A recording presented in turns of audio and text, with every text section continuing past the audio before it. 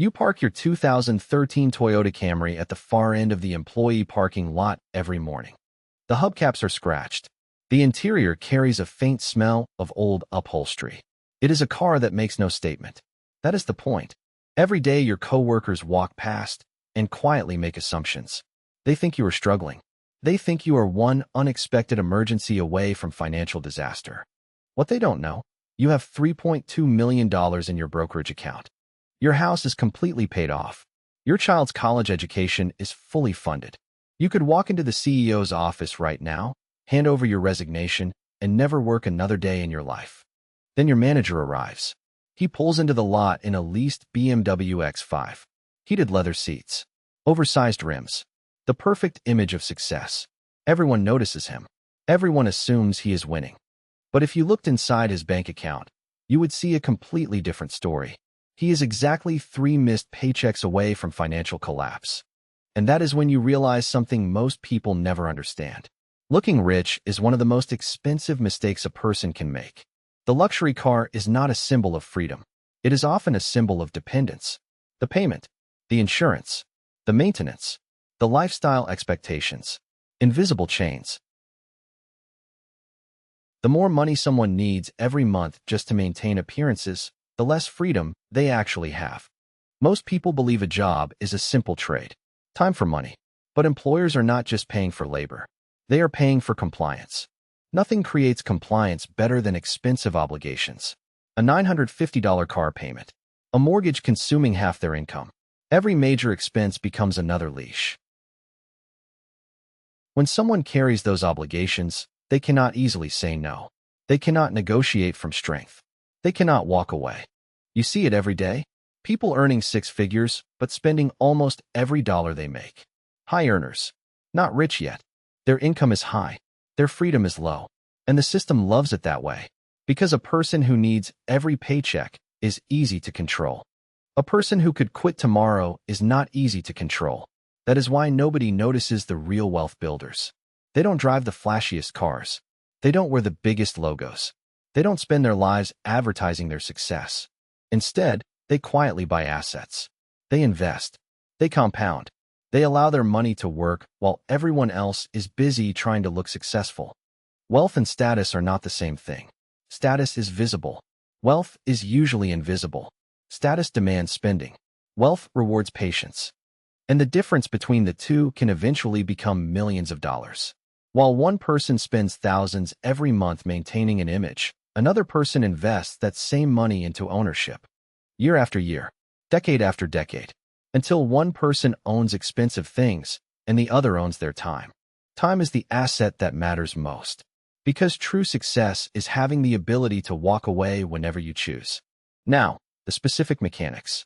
How does looking poor actually produce wealth? It starts with a number most people never calculate. The cost of the image. The manager's image costs $1,100 lease, $480 insurance, $290 maintenance and fuel premium, $340 clothing upgrades, $420 dining and social keeping up. Total, $2,630 a month. $2,630 a month. $31,560 a year. Over 20 years at a 7% opportunity cost. $1,380,000. That is the price of the image. Not in dollars spent. In wealth never built. The protagonist's image cost. $0 lease. He owns the Camry. $180 insurance. $140 maintenance. $0 clothing upgrades. His wardrobe is sufficient. $80 dining. Total, for $100 a month. The difference between their image costs, $2,230 a month. That $2,230 invested at 7% for 20 years, $1,163,000. The Camry is not a symbol of poverty. It is a symbol of $1,163,000 in future wealth that the BMW owner will never have. This is the first principle of looking poor to build wealth. Never pay for the perception of success. Only pay for the function. Transportation has one function, moving you from one place to another reliably. Any dollar spent beyond reliable transportation is a dollar spent on perception. A $32,000 reliable used car performs the function perfectly. A $72,000 leased luxury SUV performs the same function and costs $40,000 more in perception payments. The second principle: your home is a place to live, not a monument to your income. The manager bought a $680,000 home when his income supported $380,000. The difference: status. The cost: $1,700 more per month in mortgage, $408,000 more in interest over 30 years. The protagonist bought within his means. A $290,000 home that did everything a home needs to do. He paid it off in 14 years. When the mortgage cleared, $1,640 a month was freed. He invested it. That $1,640 a month for 16 years at 7%. $638,000. The third principle: clothing is not communication. It is covering. The function of clothes is physical. Any dollar spent making clothes communicate status is a perception payment. The manager spends $340 a month on clothing upgrades and accessories. For $1,080 a year. Invested instead, $238,000 over 20 years. The protagonist's entire wardrobe cost $2,000. Well-made, practical, appropriate for every occasion he needs.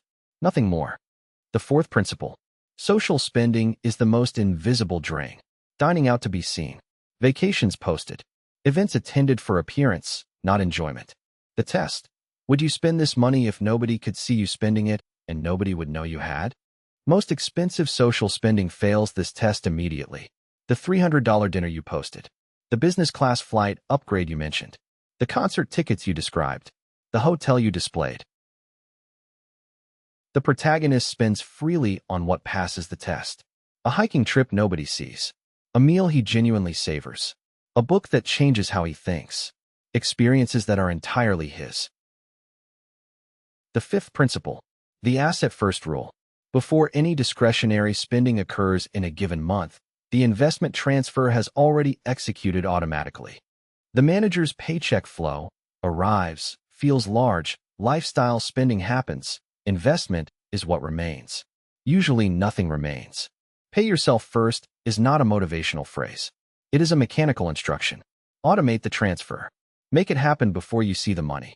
This alone changes the outcome. The sixth principle: never let a raise become a lifestyle upgrade. Every raise contains two choices: better life now or significantly better life later. The manager has received 7 raises over 12 years. Each one absorbed by lifestyle expansion within 6 months. His savings rate today, 3%. Identical to year 1. The protagonist received the same number of raises. Each time, he invested 80% of the increase before his lifestyle had a chance to absorb it. Savings rate today, 34%. The seventh principle: invisibility is a competitive advantage. When people underestimate your financial position, they reveal their true behavior around you. People treat you based on what they perceive. If they perceive wealth, they charge more, ask for more, expect more, and position you as the one who can absorb costs. The protagonist's contractor gave him an honest quote. The contractor assumed a modest budget.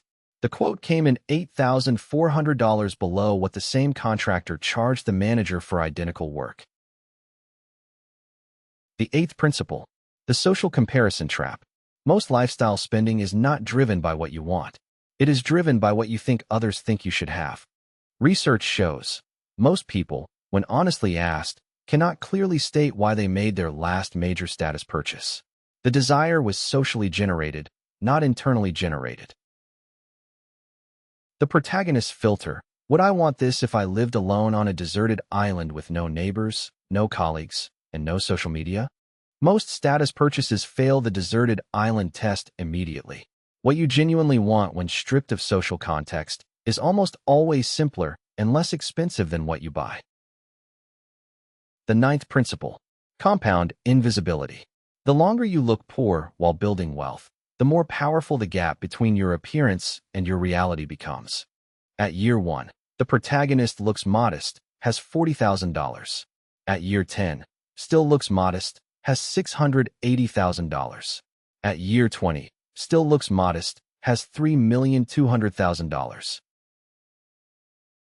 The manager at year 20 still looks successful, has $180,000 in home equity and $34,000 in a 401k.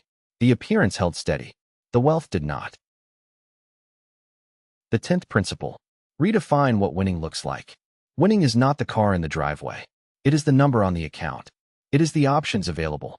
It is what you can choose. Winning is waking up knowing your survival does not depend on the next paycheck. No boss, no company, no economic downturn can dictate your future. The people who achieve this share one visible characteristic. From the outside, they look ordinary. Sometimes they look poor. That is not a side effect. It is a strategy. Every morning, you park the Camry at the far end of the lot. The hubcaps still scratched. The interior still smelling of old upholstery. The coworkers still walk past. The assumptions still happen. The manager still pulls in with the BMW. The performances still run on schedule. You keep smiling. Not because you are superior. Because you understand something they don't yet. The game most people are playing is not the game that produces the outcome they say they want. The richest person in the parking lot is often the one nobody notices. The one with the scratched hubcaps, the old upholstery, and $3.2 million in a brokerage account that nobody can see.